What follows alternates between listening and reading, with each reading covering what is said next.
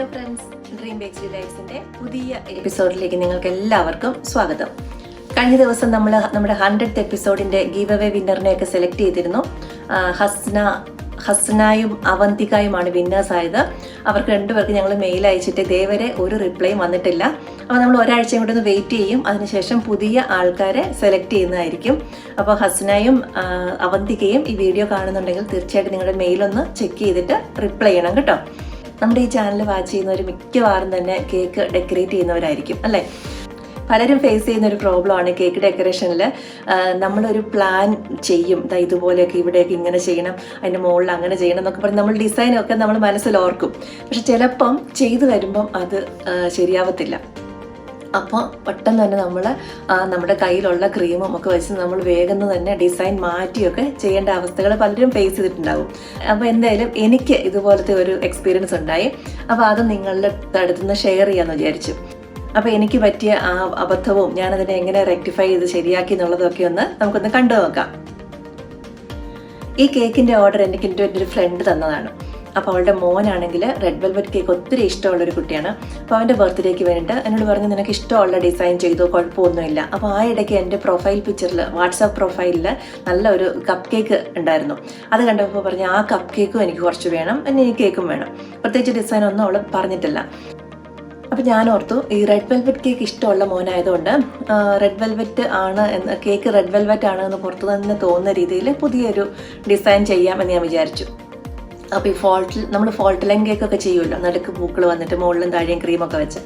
എന്നാൽ അതിന് പകരം ഈ നടുക്ക് പൂക്കൾക്ക് പകരം റെഡ് വെൽവെറ്റിൻ്റെ ഒരു കോട്ടിങ് കൊടുക്കാം, താഴെ മുകളിൽ വന്നിട്ട് ക്രീം ചെയ്ത് അങ്ങനെ ഫോൾട്ട് ലൈൻ ചെയ്യാമെന്ന് വിചാരിച്ചു.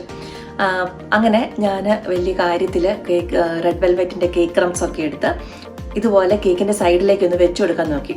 പക്ഷെ ഞാൻ എൻ്റെ മനസ്സിൽ നല്ല തിക്ക് ലെയറായിട്ട് റെഡ് വെൽവെറ്റ് ഇങ്ങനെ കോട്ടിങ് എൻ്റെ മനസ്സിൽ. പക്ഷേ ഇത് കണ്ടില്ലേ, ഇത് കണ്ട് നിങ്ങൾക്ക് ഇഷ്ടപ്പെടുന്നുണ്ടെന്ന് തോന്നുന്നില്ല അല്ലേ. അവിടെ ഇവിടെയൊക്കെ ഇങ്ങനെ പിടിച്ചിരിക്കുന്ന നല്ലൊരു തിക്ക് ലെയറില്ല, ഇടയ്ക്കത്തെ ആ വൈറ്റ് മൊത്തം കാണാം. അപ്പോൾ ഒരു ഭംഗിയായിട്ട് തോന്നില്ല. എന്നാലും ഒന്ന് ട്രൈ ചെയ്യാമെന്ന് വിചാരിച്ച് ഞാൻ ഫുൾ റൗണ്ടിൽ ഇതുപോലെ ഈ റെഡ് വെൽവെറ്റിൻ്റെ ക്രംസ് ഒന്ന് കോട്ട് ചെയ്ത് കൊടുത്തു.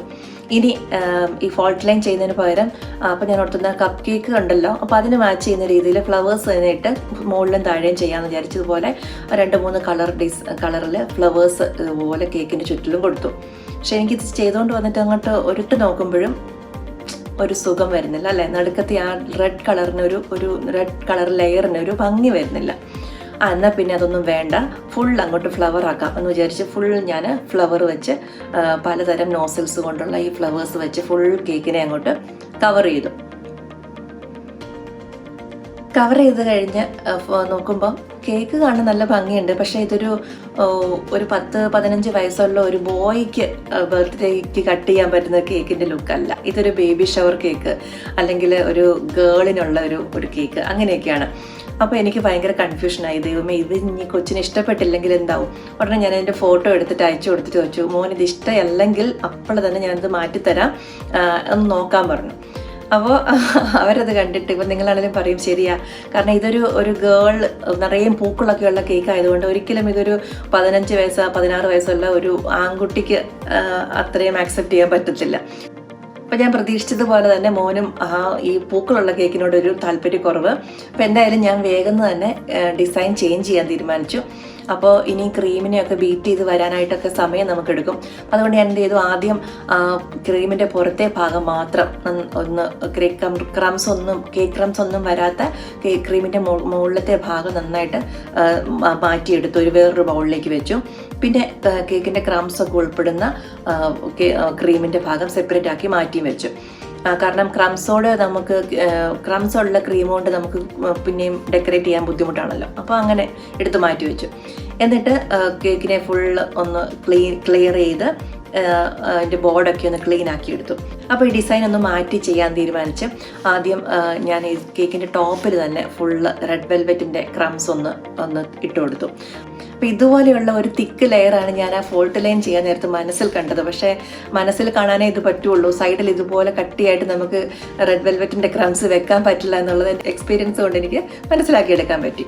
അപ്പോൾ എന്തായാലും മോൾ ഭാഗത്ത് ഞാൻ ഇതുപോലെ റെഡ് വെൽവെറ്റിൻ്റെ നന്നായിട്ട് ക്രംസ് വെച്ച് നല്ല തിക്ക് റെഡ് കളറിൽ കൊണ്ടുവന്നു. ഇനി ഞാൻ ആദ്യം എടുത്ത പല കളറിൻ്റെ ആ ക്രീമിനെ എല്ലാം കൂടി ചേർന്ന് മിക്സ് ചെയ്തപ്പം എനിക്ക് നല്ല ഒരു ഗ്രേയിഷ് ബ്ലൂ കളർ, അല്ലെങ്കിൽ ബ്ലൂവിഷ് ഗ്രേ അല്ലേ, നല്ലൊരു ബ്ലൂവിഷ് ഗ്രേ കളർ എനിക്ക് കിട്ടി. ഓൾട്ടർനേറ്റ് ഒരു ഡിഫറെൻറ്റ് വേയിൽ ചെയ്യാമെന്ന് തീരുമാനിച്ചു. കാരണം നടുക്ക് പൂക്കളോ കേക്ക് ക്രംസോ ഒന്നും നമുക്ക് വെക്കാൻ പറ്റത്തില്ലല്ലോ. അപ്പോൾ അതുകൊണ്ട് റെഗുലർ വേയിൽ ഞാൻ ഈ ക്രീം അപ്ലൈ ചെയ്തു. അതിനെ സ്മൂത്ത് ചെയ്തിട്ട് അതിൻ്റെ എഡ്ജെല്ലാം ഒന്ന് നല്ല ഗോൾഡ് പെയിൻറ്റ് കൊടുത്തു. അപ്പോൾ 2 സൈഡിലും ഗോൾഡ് പെയിൻറ്റ് കൊടുത്തു. അപ്പോൾ പിന്നെയും അതിൻ്റെ ബോർഡറിന് ഒരു എം ടി ഫീലിംഗ് നമുക്ക് തോന്നും അല്ലേ. അപ്പോൾ ആ ബാക്കി ഉണ്ടായിരുന്ന കേക്ക് ക്രംസ് കൊണ്ട് ഈ ബോർഡറിലും ഒരു ലൈനായിട്ട് ഈ കേക്ക് ക്രംസ് ഇട്ട് കൊടുത്തു.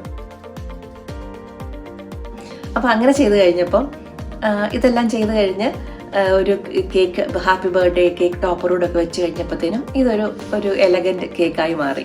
ശരിക്കും ഫസ്റ്റ് കേക്കിനെക്കാട്ടിലും അവർക്ക് കൂടുതൽ ഇഷ്ടപ്പെട്ടതും ഈ കേക്ക് തന്നെയാണ്. ഇതുപോലെയുള്ള സിറ്റുവേഷൻസൊക്കെ ശരിക്കും ബേക്ക് ചെയ്യുന്നവരുടെ കേക്ക് ഉണ്ടാക്കുന്നവരുടെ ലൈഫിൽ ഇടയ്ക്കിടയ്ക്ക് വരുന്ന സിറ്റുവേഷൻസ് ആണല്ലേ.